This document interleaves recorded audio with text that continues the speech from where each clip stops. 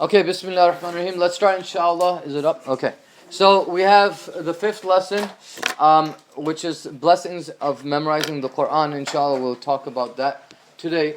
Brother. And there's a few things I'm going to be mentioning. Yes? Did we even do lesson 4? Yes. It was the tips for the student of knowledge, I think. Yeah. Oh, sure, I did 2 lesson 3. Okay. So fifth lesson today, talking about the blessings of memorizing the Quran.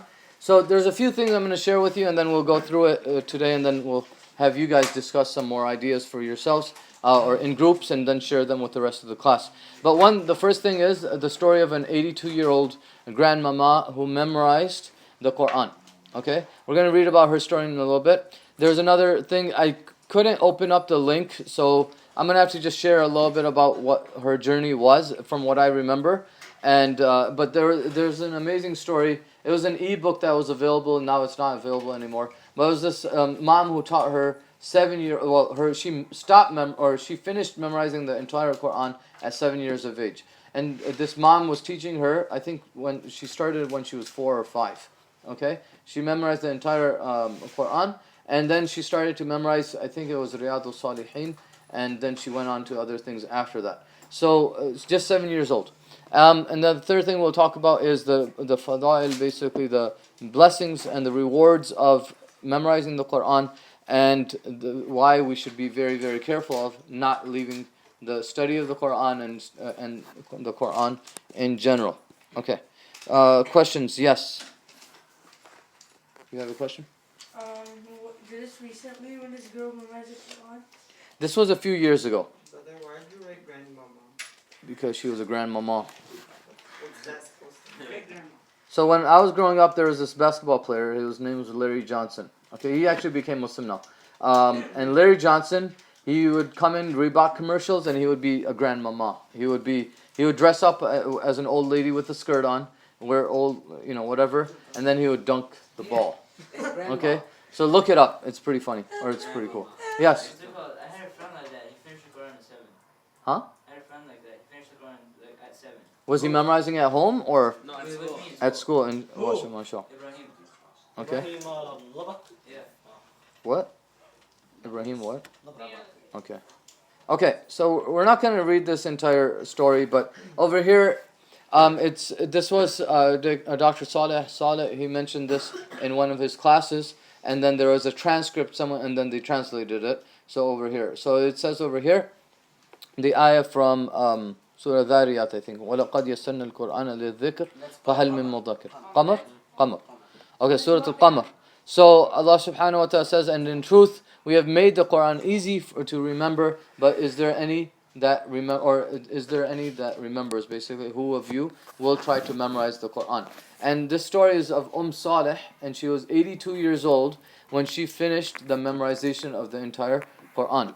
So we're going to read this interview, inshallah, together, and you can read the article on your own, but we'll read parts of it right now. Okay, Jazakumullah khair. Now, what are some lessons we can take from this? Go ahead. Yes. Well, I was going to ask for the link. This is, Google it. Just say 82-year-old Saleh memorizes the Quran. That's probably the easier way to find it. Okay. So, this is the link, by the way, but abdurrahman.org, Quran Tafsir, is a longer link. So, what are some lessons? Let's go through this quickly. What are some lessons that we can take from this? Yes, Ahmed. Using your time wisely, good, right? Even in old age, a lot of people, sometimes they're depressed, going through lots of things. Maybe they just start sleeping more. They just walk around, and they're not really living a purposeful life.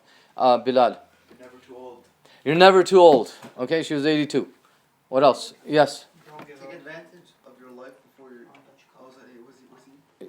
Take advantage of your... of your life before your death and your time before your Okay, so the hadith, like the Prophet sallallahu alaihi wasallam mentioned, take advantage of your life before your death, basically, or your, young age before your old age, and so on. Yes. Don't give up. Don't give up. Okay, so there were obstacles that she faced. There were some different things, the difficulties, but she kept going. And her daughter, what is one thing that was something that was special about her? Yeah. That her relationship with her daughter was very close. So, she kept thanking her, right? She said, "My daughter was a teenager." And you could look at the way our teenagers are, right? You guys. And how we're with our parents. May Allah subhanahu wa ta'ala protect us, right?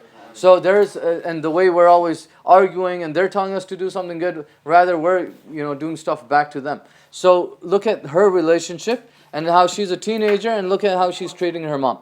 Okay? And she's spending so much time. She said that she would, when you're a teenager, you're busy. You have your friends, you have your studies, you have all these things. And she would specifically make time so that she could spend it with her mom and help her memorize the Quran. Yes? Another thing I noticed about people at this era, that the girls, they like to spend time with their father, and the boys, they like to spend time with their mother. Yeah. There's sometimes, not all the time, but in this story, you can see that she kept her relationship She with had her no daughter. sons to spend with. They had other Yes, siblings. elder brother. Yeah, but they all ditched her. Well, they didn't ditch her.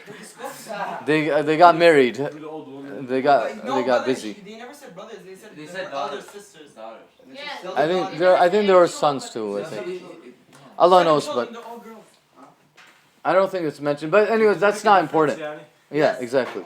So what else? What are some other things that we can think of that we can benefit from these? From this story, what are some other benefits? Think about it. Yes. Preserve Allah, He preserves you. Okay, so preserve Allah, meaning trying to do the hifz on the kitab, kitab Allah, and Allah subhanahu wa ta'ala will inshallah help you and preserve you and let you try to succeed in this. Rehan and Abdullah. Then yeah. Struggle for this. Abdullah. Well, I learned in a way you can be good to your parents and help them Okay. by doing ibadah. Okay, so helping your parents, and this is a form of ibadah, and imagine the type of relationship it must have built over the years. This person, like this daughter and mom, and they're working on the Quran together, and then they completed the entire Quran together. Just imagine what type of bond. Oh, she was almost done with it. Inshallah, she finished it. But imagine the bond that was created from that. And this next story over here, now the opposite, you could say, never too young. So this girl, she was 5 years old when she started, 4 or 5 years old. And the mom, she pushed her, and I wish I could have opened that story because it's a really, really good story. But the mom, no, it doesn't work. That link doesn't work anymore. But the mom, huh? This one doesn't work. This one doesn't. The previous one does. So this, no, it's not. It's down. It's gone. This is a very old link. This is actually from Muhammad al-Sharif. He used to have a website. I think it was Discover You or whatever, and now it's not up. Anyways, but the point is that this, I googled it, I couldn't find it. This 7-year-old girl, she memorizes the entire Quran, and the mom basically talked about how she went through the process. Okay, and the reason why I wanted to, give you this, because this is something also that sometimes we think that, when I get a little bit older, when I have a little bit more time, and usually that time will never come, right? This is the best time for you guys to try to memorize the Quran. Okay, if you haven't already, then try to, if you really want to dedicate yourself and try to do it, maybe even ask your parents to take you out of school for maybe a couple years and do homeschooling or something so you can memorize the Quran. And this is the best time. And inshallah, if you carry it on, you won't ever forget it either. Yes. I had an uncle. He, it was my dad's uncle actually. And he did hifz when he was probably 12, 13 years old. And then he did Taraweeh. He led Taraweeh in his masjid for, I think it was 55 or 60 years. Every single year. Okay?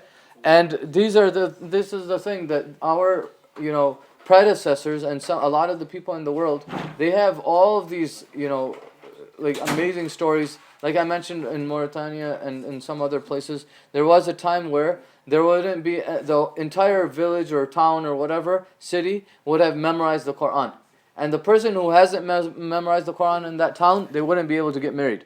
And everyone would put them down. So you can never be too young, nor can you ever be too old. Yes? But that's not halal, there's something, Yeah, I know. You can't do that. It's talking about the status. Criteria. Yeah. You can have criteria, and they had a very high set of criteria. I know, but still, It's not something good outside in the normal society, but specifically to that, because if you didn't memorize Quran in that town, that means there's something wrong with you.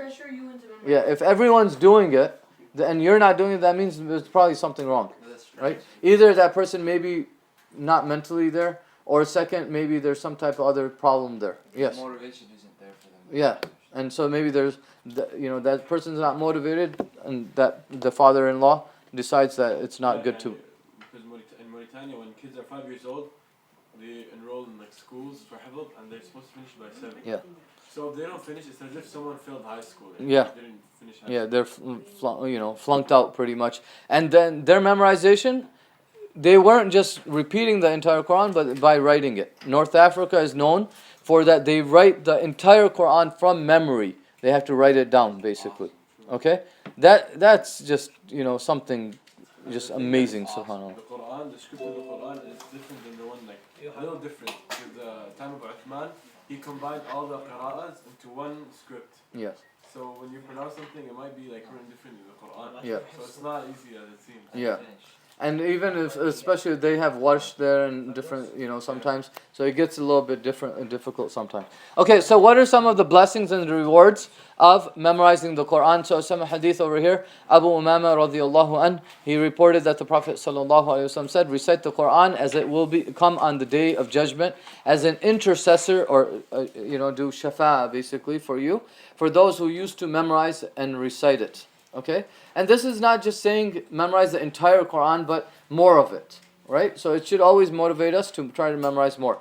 The second one, Uthman radiallahu anhu, he mentions, the Prophet ﷺ said that the best amongst you is the one who learns the Quran and teaches it, right? That's a very common hadith. And the third one, let me finish, and then Aisha radiallahu anha, that's a mistake, reported that the Prophet ﷺ said, the one who recites the Quran and is skilled in doing it, the mahirul Quran, so will be with the obedient and the kiram and barara. Okay, so these amazing angels and the noble angels, they will be with them, and the one who recites the Quran in hesitance due to difficulty will receive a double reward. So for those people who have difficulty memorizing the Quran, it will be like Allah subhanahu wa ta'ala inshallah will give them double the reward. Now the next one, so we have 10 minutes inshallah. Okay, so the last hadith that was mentioned about doubling the reward. Okay? Now, the next thing, Hashim, you had a question, yes, or something to say. When it says خَيْرُكُمْ مِنْ تَعَلَّمَ الْقُرْآنَ learn the Quran, it doesn't necessarily mean memorize. It also means like The sciences of the Quran. anything. Yeah, it could be sciences, it could be tafsir, it could be anything connected to the Quran. But of course, inshallah. Yeah. Things like someone who writes it and teaches it to Yeah. people, or learns it and then gives the same knowledge. Yeah, and this is one of the things, the bare minimum of the scholars of the past was to memorize the Quran. That was like the bare thing, that was like the first thing anyone who wanted to become a scholar, the first thing they do is memorize the Quran, and then they would go memorize hadith and fiqh and all these other things. But the Quran was something vital. Okay, next thing about the rewards. So one, it's mentioned over here, Abdullah ibn Mas'ud radiallahu an, he's mentioned that, or he says that the Prophet, or narrates that the Prophet sallallahu alaihi wasallam said, whoever recites one letter from the book of Allah, okay, one harf, right, they get 10 rewards.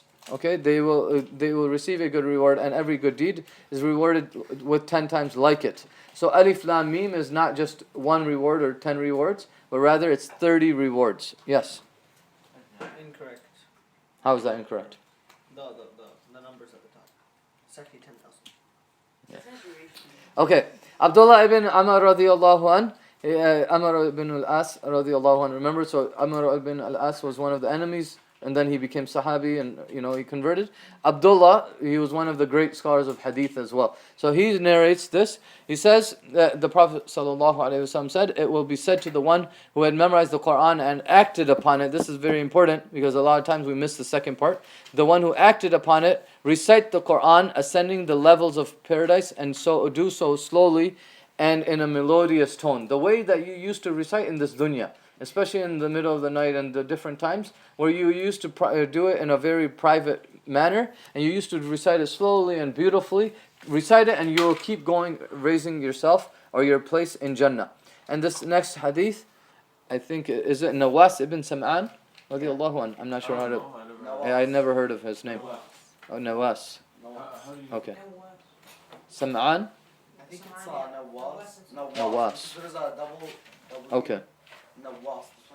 I don't have I have the transliteration, but the point is over here, the Quran and its people, those who used to act upon it in this world, okay, will be brought on the Day of Judgment. However, Surah Al-Baqarah and Surah Al-Imran will precede them and argue in favor of those who memorized and recited those surahs. In another hadith, it mentions how they will come as big wings, like clouds, and they will protect the person from, the heat of that day as well. Okay? So it's a speeding bullet, it's a plane, no, it's a hafiz of Quran going up in Jannah, inshallah. Okay? Yes, verily, so another hadith of Umar radiallahu an, verily Allah will raise or elevate some people by this book and He will degrade others with it. May Allah subhanahu wa ta'ala protect us from that. What is that? Khattab was walking once and he saw Abu Sufyan. Yes. He told him to do something, to put stuff inside the house or something. And then after a while, he came back and saw Abu Sufyan. He didn't do stuff. So Okay. Khattab was the Khalif. Yeah. So Abu Khattab came and said, Okay. yeah. Yeah.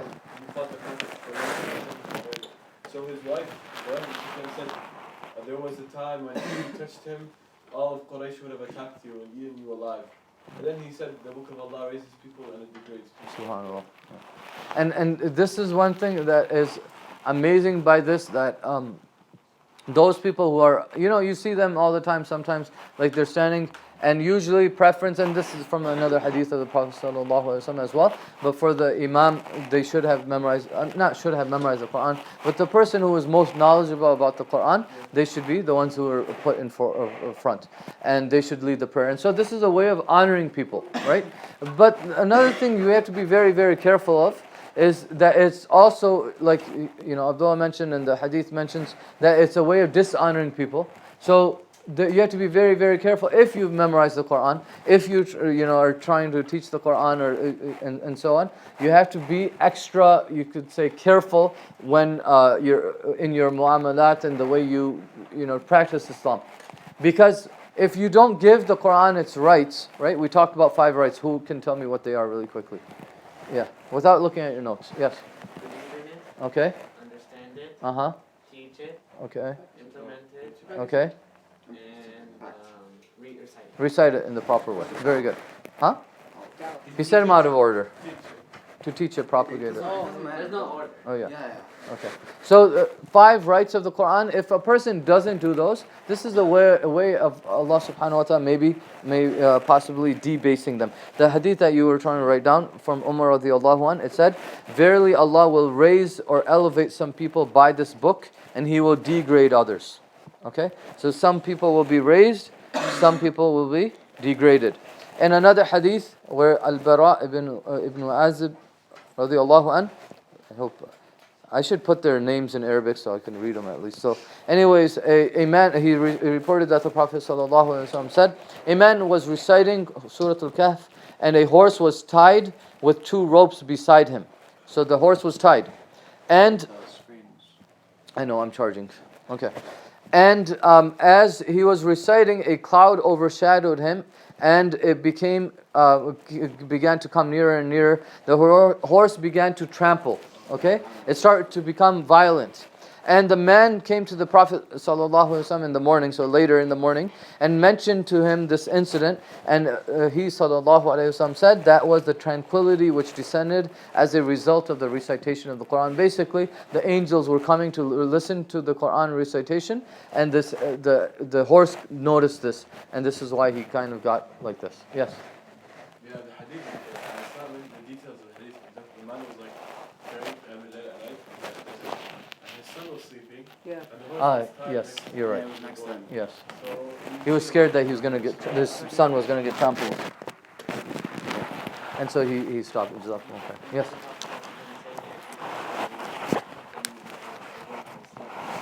Yeah. Well, I'm not... What does it mention that he would see the angels? I don't remember. Abdullah, do you remember? 5 minutes more. Okay. Okay. We have 5 minutes. So what I'd like you to do now. I don't remember. I should find the hadith. It says 998. I think I have the reference somewhere here.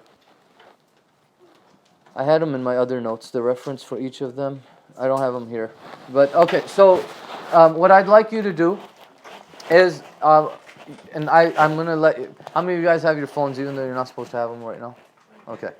Okay, I'm going to allow you to use your phones. And I want you to come up in groups of 3 to 4. Okay? And you're going to write down what are some of the other blessings or rewards of memorizing the Quran. Okay? You can find hadith. You can find other types of blessings. You can just think about them, whatever they may be. Think of as many blessings, brothers, as many blessings that there might be of memorizing the Quran. Okay? Again, you can use a hadith. You can search for just personal things that maybe that you've learned from them, from your memorization of the Quran, and so on. Yes, write them down and you're going to turn them in. No, something other than what we discussed in class.